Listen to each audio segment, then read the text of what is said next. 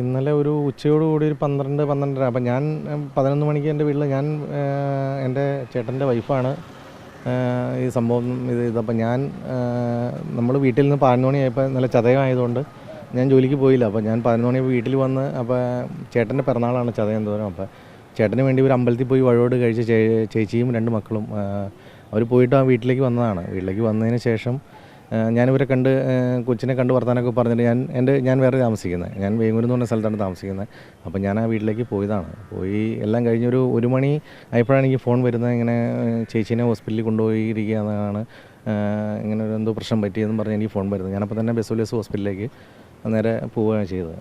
അപ്പോൾ ഇത് എന്താ സംഭവം എന്നൊന്നും നമുക്കറിയില്ലായിരുന്നു. പിന്നെയാണ് ഇങ്ങനെ ഓരോരുത്തരിങ്ങനെ ഇങ്ങനെ പൈസയുടെ ഓരോ കാര്യങ്ങൾ പറഞ്ഞപ്പോഴാണ് ഓൺലൈനിൽ എന്തോ ഇത് പറ്റിയതാണെന്ന് അറിയുന്നത്. പിന്നെ പോലീസുകാർ ഫോണെല്ലാം വീട്ടിൽ ലോക്ക് ചെയ്തിരുന്നു. അവർ വന്ന് നോക്കി ഫോണെല്ലാം കൊണ്ടുപോയി. അപ്പോഴാണ് അറിയുന്നത് ഈ ഒരുപാട് പൈസ ഇത് ചെയ്ത് ചീറ്റ് ചെയ്യാൻ വേണ്ടിയിട്ട് ഒരു മോർഫിയെന്ന ചിത്രങ്ങൾ പ്രചരിപ്പിക്കും അങ്ങനെയുള്ള രീതിയിലെല്ലാം പറഞ്ഞിട്ടാണ് ഈ സംഭവം നടന്നിരിക്കുന്നത്. അപ്പോൾ നമുക്കിതിനെക്കുറിച്ച് കറക്റ്റായിട്ടൊന്നും അറിയില്ല. പോലീസുകാർ ഫോൺ അവർ കൊണ്ടുപോയി, അവരാണ് ഇത് ഇൻഫോം ചെയ്തതെന്ന് പോലീസുകാർക്ക് ഇൻഫോം ചെയ്തതെന്ന് തോന്നുന്നു, നമ്മളല്ല ചെയ്തത്. അപ്പോൾ ഇതെന്താണെന്ന് പറഞ്ഞു കഴിഞ്ഞാൽ ഇപ്പോൾ ഒരുപാട് പേര് പറയുന്നു പൈസ ഇങ്ങനെ ട്രാൻസാക്ഷനൊക്കെ ചെയ്തിട്ടുണ്ട് എന്നെല്ലാം അവർ പറയുന്നുണ്ട്. ഓൺലൈൻ ആപ്പ് വഴിയാണോ ഓൺലൈൻ ലോൺ എടുത്താണോ എന്നൊന്നും നമുക്ക് കറക്റ്റായിട്ട് ഓൺലൈൻ വഴിയുള്ള കാര്യങ്ങളൊന്നും നമുക്കറിയില്ല ഇതിനെക്കുറിച്ച്. അപ്പോൾ ഇതിനെക്കുറിച്ച് ഇപ്പോൾ പോലീസുകാർക്കാണ് ഇതിനകത്ത് കറക്റ്റായിട്ട് അറിയാമോളൂ. അപ്പോൾ അവർ പറഞ്ഞ രീതി അനുസരിച്ച് ഇത് ഓൺലൈൻ വഴി എന്തോ ഒരു ട്രാപ്പിൽ പെട്ടിരിക്കുന്നതാണെന്നാണ് പറയുന്നത്. അപ്പോൾ ചേട്ടൻ കുവൈറ്റിലാണ്. ചേട്ടൻ മാസങ്ങളായിട്ട് ഇപ്പോൾ വന്നിട്ട് ഒരു 2 വർഷമായിട്ട് കുവൈറ്റിലാണ്. അപ്പോൾ 2 മാസം കഴിഞ്ഞ് ലീവിന് പോയത്. അന്നേരം ഒന്നും ഒരു പ്രശ്നങ്ങളായിട്ടുള്ളതൊന്നും അറിയില്ല. അപ്പോൾ യാദൃശ്യമായിട്ട് വന്നു. അപ്പോൾ ചേട്ടനെ ഇങ്ങനെ വിളിച്ചു. ചേട്ടൻ്റെ ഫോണിലേക്ക് മോർഫ് ചെയ്ത ചിത്രങ്ങൾ ചെന്നു എന്നാണ് പറയുന്നത്. അപ്പോൾ ചെന്ന് കഴിഞ്ഞപ്പോൾ ചേട്ടൻ വൈഫിനെ വിളിച്ച് കോൺടാക്ട് ചെയ്യാൻ നോക്കി. അപ്പോൾ ഫോൺ എടുത്തില്ല. അപ്പോൾ അതിൻ്റെ ഇടയ്ക്ക് എന്തോ ടെൻഷൻ ആയിട്ട് മാനസിക സമ്മർദ്ദം മൂലമായിരിക്കണം ഇത് ചെയ്തത്. അപ്പോൾ നമുക്ക് ഒന്നും അതിനെക്കുറിച്ച് കറക്റ്റായിട്ട് അറിയില്ല. അപ്പോൾ ചേട്ടൻ വളരെ മാനസികാവസ്ഥയിലാണ്. ചേട്ടൻ കുവൈറ്റിലായിരുന്നു. അപ്പോൾ അവൻ വന്ന് 3 മണിക്കാണ് മോർഫ് ചിത്രങ്ങൾ അവളുടെ മൊബൈലിലേക്ക് അയച്ചിട്ട് ബ്ലാക്ക് മെയിൽ ചെയ്തു എന്നാണ് കേൾക്കുന്നത്. അപ്പോൾ ചേട്ടൻ്റെ ഫോണിലേക്ക് ഇന്നലെ അത് അവർ അയച്ചിട്ടുണ്ട്. അപ്പോൾ ചേട്ടൻ ഈ ഫോട്ടോ കണ്ടപ്പോൾ ചേട്ടനെ അറിയാം ഇത് ചേച്ചിയുടെ ഒറിജിനൽ ഫോട്ടോ അല്ലാന്ന് അവർക്ക് അറിയാം. പക്ഷേ എന്നിരുന്നാലും ചേട്ടൻ ഇത് വിളിച്ചു. ചേച്ചി വിളിച്ചിട്ട് എന്തെങ്കിലും പ്രശ്നം ഉണ്ടെങ്കിൽ അറിയാമല്ലോ. അപ്പോൾ ചേട്ടൻ വിളിച്ചിട്ട് ഇവിടെ ഫോൺ എടുത്തില്ല. അച്ഛനെ വിളിച്ചപ്പോഴത്തേക്കും ഞങ്ങൾ ഹോസ്പിറ്റലിലേക്ക് പോകുന്നിരുന്നു. ഇതിനിടയ്ക്ക് ഇത് സംഭവിച്ചിരുന്നു. സാമ്പത്തിക ഇടപാടുകൾ എന്ന് പറഞ്ഞു കഴിഞ്ഞാൽ കുറേ പൈസയൊക്കെ ബാങ്കിൽ അക്കൗണ്ടിലൊക്കെ ഉണ്ടായിരുന്നു. പിന്നെ ചേട്ടൻ മാസം എല്ലാ പൈസയും ചേച്ചിയുടെ പേരിലാണ് അയക്കുന്നത്.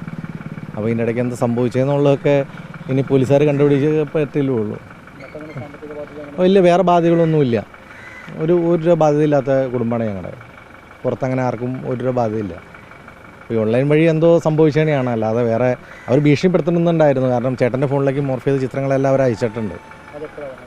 അത് ഇന്നലെ ചേട്ടന് കിട്ടിയത് അവിടുത്തെ ടൈമിൽ 10 മണിക്കാണ് കിട്ടിയത്. അവൻ ജോലി കഴിഞ്ഞ് 10 മണിക്കാണ് കിട്ടിയതെന്നാണ് പറയുന്നത്. നേരത്തെ മാനസിക സമ്മർദ്ദത്തിലായിരുന്നു. ഒരാഴ്ചയായിട്ട് ആളിച്ചിരി എന്തോ അവർ നിരന്തരം ഭീഷണിപ്പെടുത്തുന്നുണ്ടായിരുന്നു എന്നാണ്. നമ്മുടെ ഭക്ഷണം കഴിക്കാനൊക്കെ ആയിട്ട് ആളിച്ചിരി ഇതായിട്ട് നിൽക്കുകയായിരുന്നു. അപ്പോൾ അത് എങ്ങനെയാണെന്ന് നമുക്ക് ഒരാഴ്ചയായിട്ട് അച്ഛനാണ് പറഞ്ഞത്. അത് എന്തോ ഒരു ടെൻഷനായിരുന്നു ഒരാഴ്ചയായിട്ട്. അപ്പോൾ ചേട്ടനെ വിളിക്കുമ്പോൾ ചോദിക്കുന്നുണ്ട് എന്താ പ്രശ്നം എന്ന് ചേട്ടനും ചോദിക്കുന്നുണ്ടായിരുന്നു.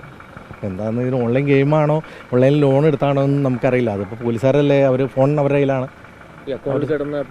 അക്കൗണ്ടിൽ പണം കിടന്നെല്ലാം നഷ്ടപ്പെട്ടിട്ടുണ്ട്. അക്കൗണ്ടിൽ ഒരു 2-2.5 ലക്ഷം രൂപ അക്കൗണ്ടിലുണ്ടായിരുന്നു. പിന്നെ അവിടെ നിന്നൊക്കെ മേടിച്ചിട്ട് അത് കണക്ക് കിട്ടിയിട്ട് ഒരു 1.5 ലക്ഷം രൂപ പുറത്തുനിന്ന് മേടിച്ചിട്ടുണ്ട്. ഇസാഫിൽ നിന്ന് ലോൺ അങ്ങനെ കുറേ പൈസകൾ ഒരു 3 ലക്ഷം 4 ലക്ഷം രൂപ അടുത്ത് ഏകദേശം പോയിട്ടുണ്ടെന്നാണ് നമ്മുടെ അറിവ്. കാരണം ഇനി കണക്കുകൾ കിട്ടിയിട്ടില്ല. കുറച്ച് പേരെ പറഞ്ഞിട്ടുള്ളൂ പൈസ പോയത്. ഈ ചെറിയ എമൗണ്ടുകൾ കണക്ക് അവൾ എന്ന് പറഞ്ഞാൽ നാട്ടിൽ അത്യാവശ്യം അവിടെ ബാങ്കിൽ ജോലി ചെയ്തുകൊണ്ടിരുന്നത്. അപ്പം അങ്ങനെ ആൾക്കാർ സുഹൃത്തുക്കളൊക്കെ ആയിട്ട് ഇങ്ങനെ നിൽക്കുമ്പോൾ അങ്ങനെ കൊടുക്കുന്ന എത്ര പേര് കൊടുത്തിട്ടുണ്ടെന്ന് നമുക്കറിയില്ലല്ലോ. കുറച്ച് പേരൊക്കെ വേണ്ടപ്പെട്ടവരൊക്കെ കുറച്ച് പേര് പറഞ്ഞു.